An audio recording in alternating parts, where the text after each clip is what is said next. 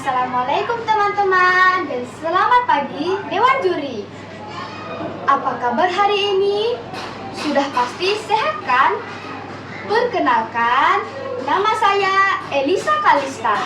Saya bersekolah di SDAP 1 Biak Papua. Kali ini saya akan bertutur yang pastinya seru. Cerita ini diambil dari kumpulan cerita rakyat Papua yang diterbitkan oleh Balai Bahasa Papua, Badan Pengembangan Bahasa dan Perbukuan Kementerian dan Kebudayaan, yang ditulis oleh Ibu Asa Buasape dan ilustrator Nilu Ayu Mutiara Arianti dengan judul Tifa Ajaib dari Pulau Ohei.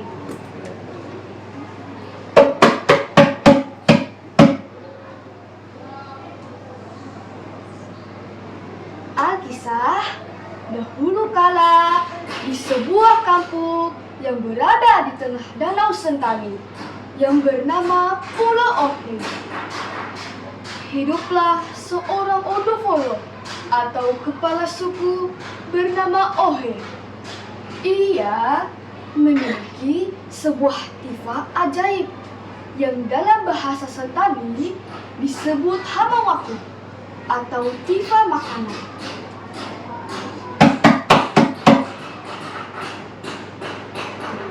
Teman-teman, kenapa disebut tifa makanan?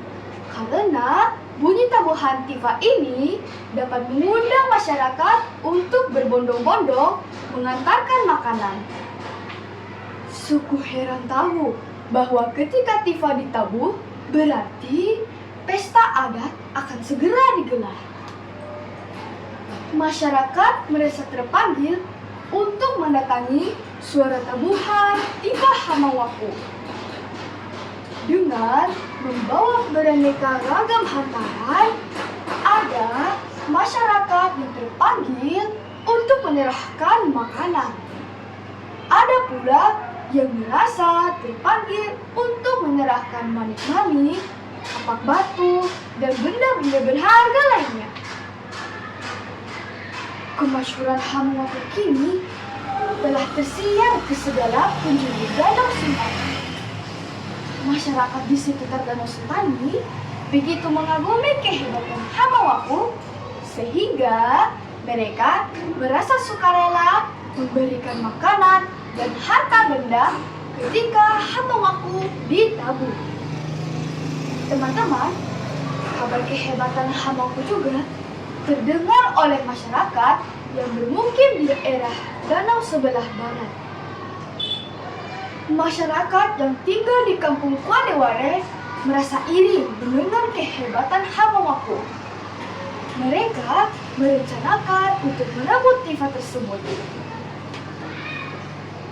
Ketika rencana perebutan telah matang, serombongan pria dari Kuadeware segera mendayung perahu menuju Pulau Aceh.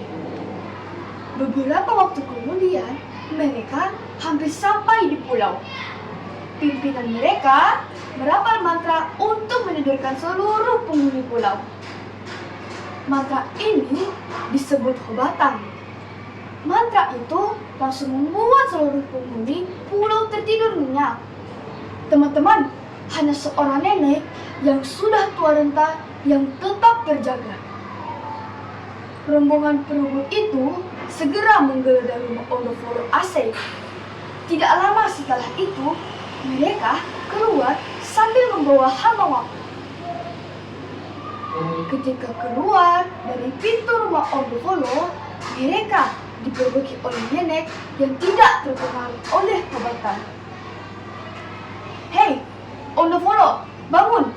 Ada orang yang berusaha mengambil tifa hamawaku. Hei, orang-orang Aceh, bangun!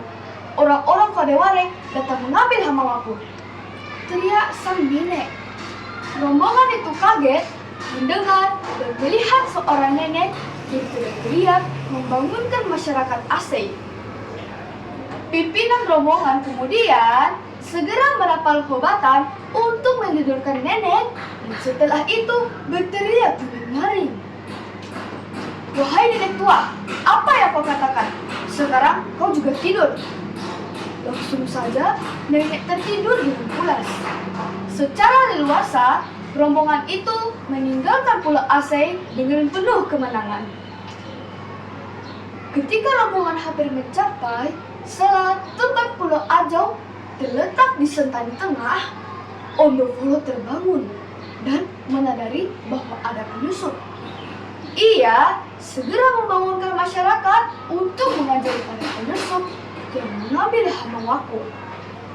Saya sudah membangunkan kalian kalau ada orang-orang yang mengambil Hamawaku, tetapi kalian tidak bangun. Sekarang mereka sudah pergi, kata nenek kepada masyarakat Aceh yang sedang panik. Ondofolo Aceh yang pada waktu itu juga memiliki kobatan segera memanggil angin untuk membantu mengejar pencuri.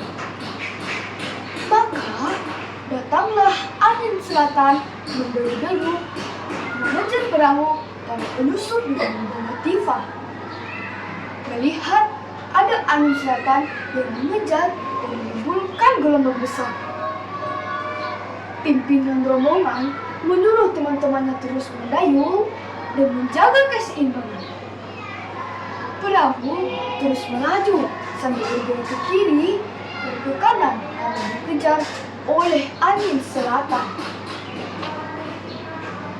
Ondofolo Aceh merasa kesal karena angin selatan yang dapat mengarahkan perahu pencuri. Ia segera memanggil angin utara, angin timur, dan angin barat. Datanglah angin dari tiga arah tersebut menderu-deru, menimbulkan badai prahara di danau. Ketiga angin itu kemudian bergabung dengan angin selatan dan segera mengepung perahu rombongan pembawa Tifa. Badai topan yang ditimbulkan oleh empat angin tersebut akhirnya dapat menenggelamkan perahu beserta seluruh isinya di dekat pulau yang bernama Mentai di daerah Sentani Barat.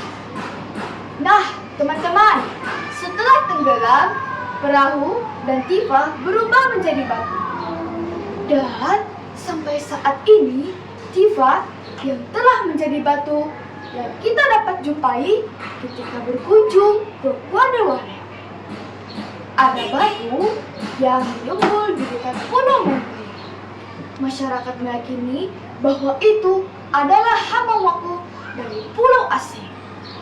Sekian, terima kasih teman-teman. Terima kasih ya sudah mendengarkan cerita saya. Wassalamualaikum warahmatullahi wabarakatuh.